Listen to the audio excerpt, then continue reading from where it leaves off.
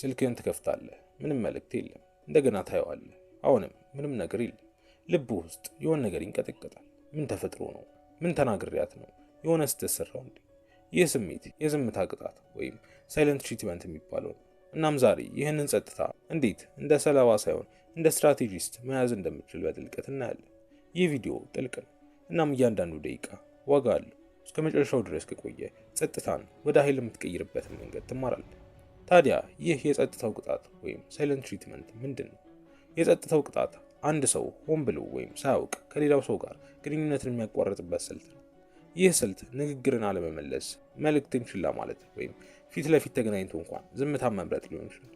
በስነ-ልቦና ሳይንስ ውስጥ ይህ ስልት ስቶን ዋሊንግ ተብሎ ይጠራል። የስነ-ልቦና ተመራማሪው ጆን ጎትማን ከረጅም ጊዜ የግንኙነት ጥናት በኋላ ስቶን ዋሊንግን ከአራቱ ፈረሰኞች ወይም ፎር ሆርስመን አንዱ አድርጎ ይለያል። ማለትም ግንኙነትን ወደ ውድቀት ከሚመሩ አራት ዋና ዋና ባህሪያት ውስጥ አንዱ ነው። የጸጥታው ቅጣት ብዙ ጊዜ ከሁለት ምንጮች ይመጣል። አንደኛው ንቁ ስልት ነው። ማለትም ሰውየው ሆን ብሎ ተቃራኒውን ለማጥቃት ወይም ለመቆጣጠር ሲል ጸጥታን ይጠቀም። ሁለተኛው ስሜታዊ መጥለቅለቅ ወይም ኢሞሽናል ፍሎዲንግ፣ ማለትም ሰውየው በጣም ስለተጨናነቀ ራሱን ለመጠበቅ ሲል ዝም ይላል። እነዚህን ሁለት ምንጮች መለየት እጅግ አስፈላጊ ነው፣ ምክንያቱም ምላሽህ በእነዚህ ላይ የተመሰረተ መሆን አለበት። እናም ልትጠይቅ ትችላለህ፣ ይህ ዝምቷ ለምን ያማል? ጸጥታ ለምንድን ነው ይህን ያህል የሚያመን?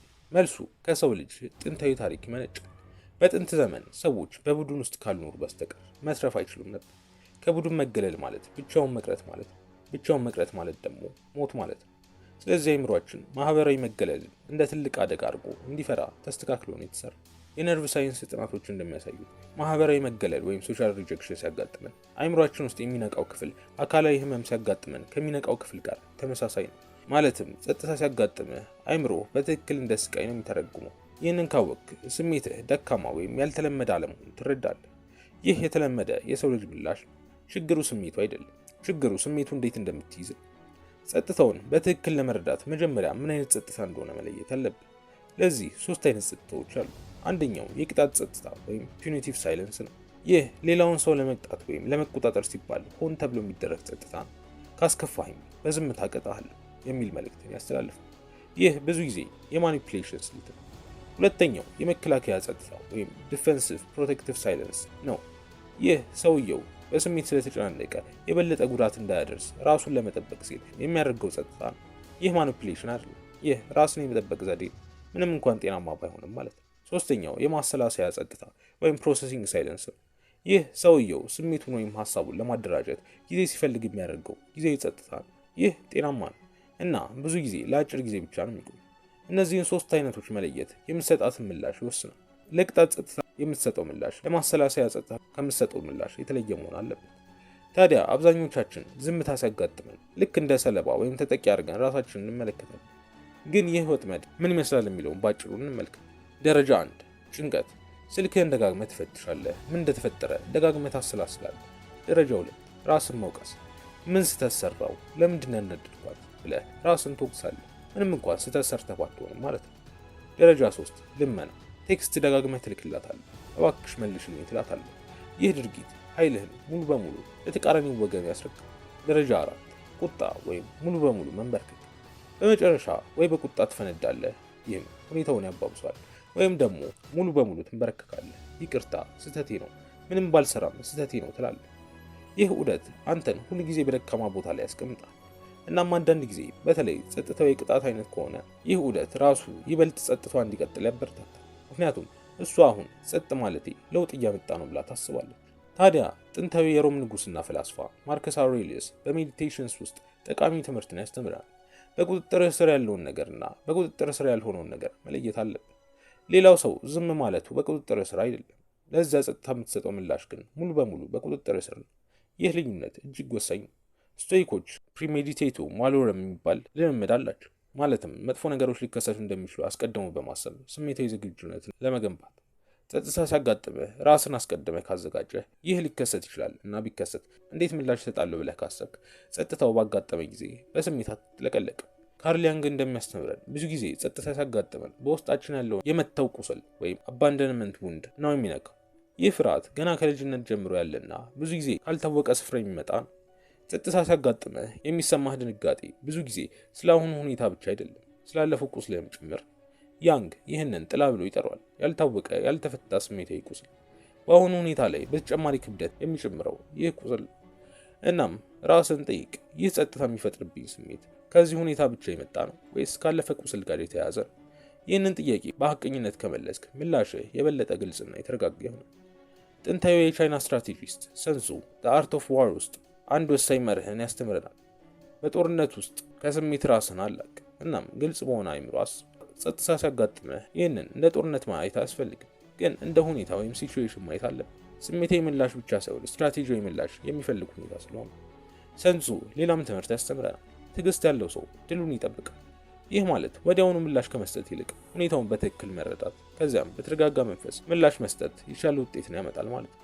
አሁን ወደ ተግባራዊ ክፍል እንሂድ።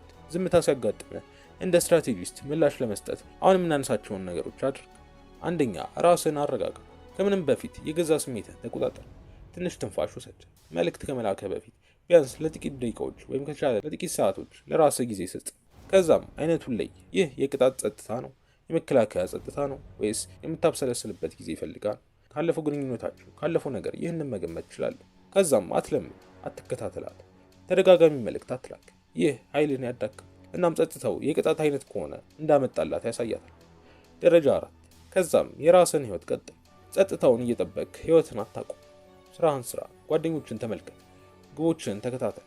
ይህ ማለት ግዴለሹን ማለት አይደለም። ይህ ማለት ማንነትህን በሌላ ሰው ውሳኔ ላይ አትመስርት ማለት ነው። ከዛም በመቀጠል አንድ ጊዜ ብቻ በግልጽ ተናገር። ጸጥታው ቀጠለ፣ አንድ ጊዜ ብቻ በተረጋጋ መንፈስ ሁኔታውን በግልጽ ጥቀስ። ነገሩን አስተውየዋለሁ፣ ለምን ዝም እንዳልሽ አላውቅም፣ ችግር ካለ ማውራት እንችላለን፣ ዝግጁ ስትሆኚ እኔ እዚህ ነኝ በላት። ከዚያ በኋላ ተመልሳ ትከታተል። ከዛም ወሰን አስቀምጥ። ጸጥታው የቅጣት አይነት ሆኖ በተደጋጋሚ የሚደረግ ከሆነ ይህ የግንኙነቱ ፓተርን መሆኑን ተገንዘብ። በተረጋጋ መንፈስ ይህ አይነቱ ባህሪ ለአንተ ተቀባይነት እንደሌለው ግለጽ። ስንጋጭ ማውራት ነው እንጂ ያለብን ዝምታ እኮ መፍትሄ አይደለም በሚል መልኩ ማለት ነው። ታዲያ እዚህ ላይ አንድ አስፈላጊ ጥያቄ መልስ ያስፈልጋል። መቼ ነው መጠበቅ ያለብህ? መቼ ነው ግንኙነቱን እንደገና ማጤን ያለብህ? ጸጥታው ጊዜያዊ አልፎ አልፎ የሚከሰትና ከውይይት በኋላ የሚፈታ ከሆነ ይህ በአብዛኛው ጤናማ የግንኙነት ውጣ ውረድ አካል ነው።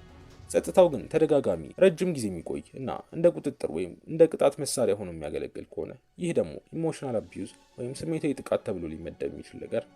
በዚህ ጊዜ ጥያቄው እንዴት ነው የምመልሰው ሳይሆን ይህ ግንኙነት ለእኔ ጤናማ ነው ወይ መሆን አለበት። ራስን ታማኝ በሆነ መንገድ ጠይቅ። ይህ ጸጥታ ከጊዜ ወደ ጊዜ እየጨመረ ነው ወይስ እየቀነሰ? ከጸጥታው በኋላ ችግሩ በእውነት ይፈታል ወይስ ተመሳሳይ ነገር ይደገማል? እናም ከሁሉም በላይ የሚያስፈልግህ መርህ ይህ ነው። ጸጥታ በራሱ ኃይል የለም። ኃይል የሚያገኘው አንተ ለጸጥታው በምትሰጠው ምላሽ። ሁለት ወንዶች ተመሳሳይ ዝምታ ሲያጋጥማቸው አስብ። አንደኛው ጭንቀት ውስጥ ገብቶ ይለምናል፣ ራሱን ይወቅሳል፣ ኃይሉን ሙሉ በሙሉ ያጣል። ሁለተኛው ግን እየተረጋጋ ሆኖ ይቆያል፣ ራሱን ያከብራል፣ የራሱን ህይወት ይቀጥላል። እናም አስፈላጊ ሲሆን በተረጋጋ መንፈስ ብቻ ይናገራል። ታዲያ የትኛው ወንድ ነው የበለጠ ክብርን የሚያገኝ? የትኛውስ ወንድ ነው በግንኙነቱ ጤናማ ሆኖ የሚቀጥል እድል ያለው? መልሱ ግልጽ። ታዲያ የጸጥታው ቅጣት ከባድ ስሜት ያመጣል። ይህ እውነት ነው። እናም ይህንን ስሜት መካድ ትክክል አይደለም። ግን ስሜቱን ማወቅ አንድ ነገር፣ በስሜቱ ተቆጣጥሮ ራስን ማጣት ደግሞ ሌላ ነገር ነው። እንደ ስትራቴጂስት ኑር። ሁኔታውን ተመልከት፣ አይነቱን ላይ ራስን ተቆጣጠር፣ በተረጋጋ መንፈስ ምላሽ ስጥ። ማርከስ አውሬሊየስ እንዳስተማረ በቁጥጥር ስር ያለውን ብቻ ተቆጣጠር። ሰንሱ እንዳስተማረ ትዕግስት ያለው ሰው ድሉን ይጠብቃል። ካርል ያንግ እንዳስተማረ የገዛ ጥላህን እወቅ። ያለፈ ቁስልህ የአሁኑ ምላሽ እንዳይቆጣጠር ተጠንቀቅ። አንተ ኃይል እስካልሰጠው ድረስ ጸጥታ ኃይል የለው። የሴቶች ህክመቶች የሚለውን መጽሐፊ ከታች ባለው ሊንክ ቴሌግራሜ ላይ ጠይቀኝ። ይህን ቪዲዮ ጠቃሚ ሆኖ ካገኘው ላይክ እና ሰብስክራይብ አድርግ። እስከሚቀጥለው ቪዲዮ ኃይልህን ለራስህ ብቻ ያዝ። ሰላም።